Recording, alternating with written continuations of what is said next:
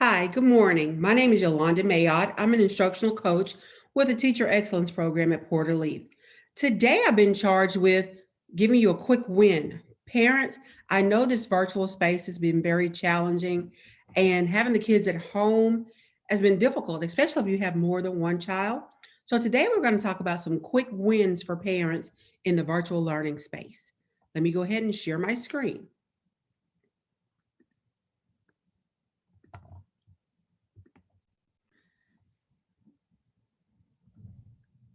As I told you, this is some quick wins, the do's and don'ts of the virtual classroom. Parents, it's very important that we understand about this new virtual space.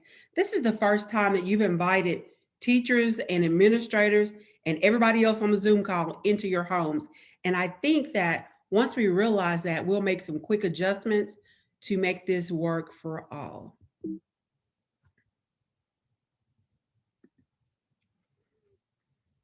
All righty, we're at the do's and the don'ts of the virtual classroom.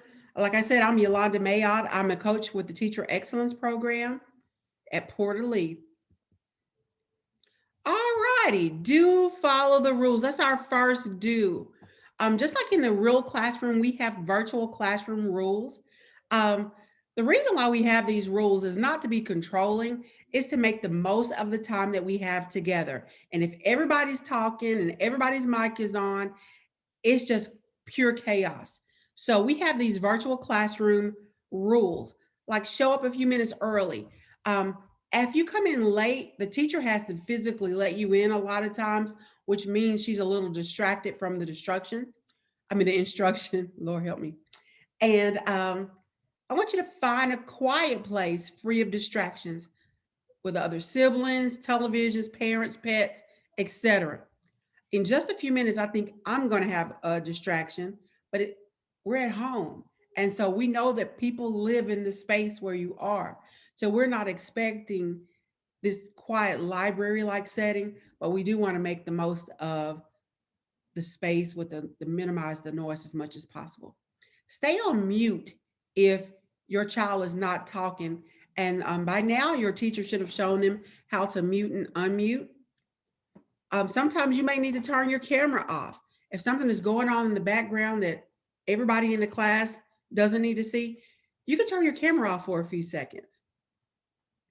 Remember to have your child stay focused on the learning so they don't miss what's going on. Um, I will show you how to pin the speaker. At the top of the screen where you see my picture, there are three dots. If you click on the three dots, you will be able to say pin the speaker. That way your child will primarily only see the person who's speaking. So typically the teacher's doing a lot of the talking. So the majority of the time you can pin that person to your child's screen so they're not distracted by the other children. And I will show you that again after I come out of this share. All righty, do be available to assist when needed. Help your kids get onto the Zoom call, but also know when to walk away to allow your student to gain independence. Although we're at home, we don't want to keep our children to where they can't function independently without us. I'll be honest, my son is actually doing virtual school as well. And initially, it was hard for me to not sit right there. Okay, pay attention and make sure that he stayed engaged in the learning. But I also know it's okay to walk away. You have a teacher on the other side of the screen, and in pre-K's case, you have a teacher and a teacher assistant. And but stay within earshot. That way, if you hear your child's name being called repeatedly or your child is having difficulties, you can come back and assist. Do allow students to be challenged. Productive struggle is a part of the learning progress process. Um, Children sometimes take a few minutes to think. They need to think and process what they're being asked before being able to respond. Don't be so quick to give them the answer because a lot of times your child knows, and if they don't know, the teacher needs to know that so she'll know how to help your child. Do read to students daily. The evidence suggests that students who are read to daily perform better on reading tests and have a larger vocabulary, and they have increased knowledge. Um, We're reading to your students during the class. It's okay. You can access those same books on YouTube, or sometimes your teacher has posted them on your class dojo site. So you can read them and discuss them with the child about, well, what did you learn? Who are the main characters of the story? What happened? Do you think there was a better way to handle what happened in the story? Or you can ask all kinds of questions. You'll be amazed at some of the answers your student and your child will give. Please make sure your child gets dressed for class, um, and make sure other people who are going to come in contact with the video camera are dressed. Unfortunately, in this virtual setting, we see everything, and we see further than you could believe that we see. So make sure that if somebody is not dressed, that they don't walk behind the camera. We, and make sure that, like I told you, control your environment so that your child's back is up against a wall. That way, if they're in an open space, if somebody walks by, we won't catch a glimpse of anybody who's in the process of getting dressed.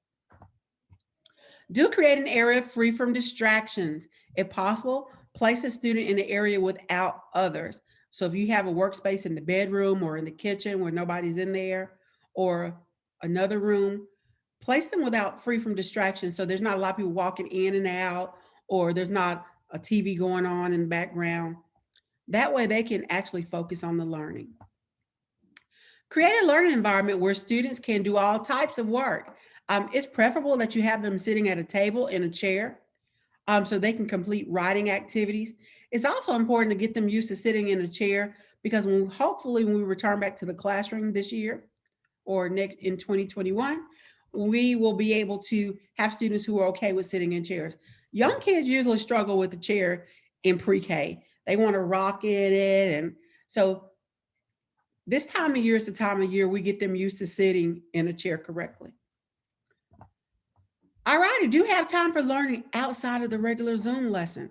When we stop direct instruction around 11:30, 12 o'clock, we have lots of websites that your child can access to practice their new skills. Create a time in your home or during your day that the kid just practices those activities. All right, we're getting to the don'ts. Don't do tasks that make noise near the device. This camera and this mic picks up a lot. I'm sure that at one time you heard my son talking, Liam, and hopefully you heard that, but he's loud. And if he's in the background making noise, it's hard for the other kids in the class to not be distracted by the noise. We also need you to realize that if you have your cell phone on and you're talking, and Lord, don't put them on speaker, we hear not only your part of the conversation, but we also hear the speaker's part of the conversation. And all conversations are not for everybody. So we want to make sure that we respect your privacy. So please uh, minimize your background conversations and your background noises. It goes straight into the Google Classroom. It goes straight into the Zoom classroom. Don't place a device in the area that is opens into a space. Um, Notice that these children are sitting on the bed. However, that camera's picking up that the parents are actually in the bed. When the camera is active on Zoom, the entire class is able to see far into the distance of your setting. I'm going to turn a little bit, and you, without even trying, you can see way behind me, well past me. It's just not going to focus on me, the speaker. It's going to capture everything that happens in that space. That's within, and that camera is a wide angle. So no, it's just not looking at your child. It's seeing everything that goes on. Now, resist the temptation to take pictures of the Zoom classroom. I use adults because that's what I found online. But I know sometimes these pictures are cute. You got one sleeve, you got one looking like this, and resist the temptation to take those pictures. And definitely, please resist the temptation to place them on social media. Some of my children are in situations in where they cannot be photographed. So we do not want to violate the privacy and confidentiality of others. Please don't do virtual learning on the bed. Laying in bed makes it difficult for students to actively engage in the learning activities, and it'll create a bad habit because, remember, these are our young learners with their first opportunity for school. And so laying on the bed tells them when they go back to the actual classroom space, they're going to want to lay on the carpet. They're going to want to lay in the floor. They're going to want to lay on the bean bags. And that's not necessarily how school works. And we're trying to prepare them and get them ready for kindergarten. So we want to create and foster positive and good habits. Please do not have the TV on during lessons. My son is notorious. If you're not watching and not looking, he's wandered off from the Zoom classroom. And if a TV is on in the space, he's going to be paying it attention and not the Zoom classroom. Or if he has a cell phone close by, he's doing it and not the Zoom class. All right. So we want to make sure that we don't have any major distractions to the learning. Now, this is short. By working together, the children will thrive in this new normal. I know it's challenging for us as adults, but we're hopefully going to get through this together. I hope I've helped you. And as promised, I'm going to show you how to pin the teacher to the Zoom screen. I'm going to share my screen with you again, but this time you'll see what I see. Notice that I am at the top and there are the three dots. It'll say pin. And now, no matter what, you're going to see me. You're not going to see the other people. Notice that the other picture of me disappeared. I always have two systems set up so that I can see what you're seeing. So if you don't want your child to see all the other kids and what they're doing, you can actually pin the teacher to the video. And unless the other child talks or says something with the mic off, you won't see them. Well, I hope you've had a great time. I hope I've taught you a lot. Thank you for quick wins for parents. I'm Yolanda Mayotte. You have a great day.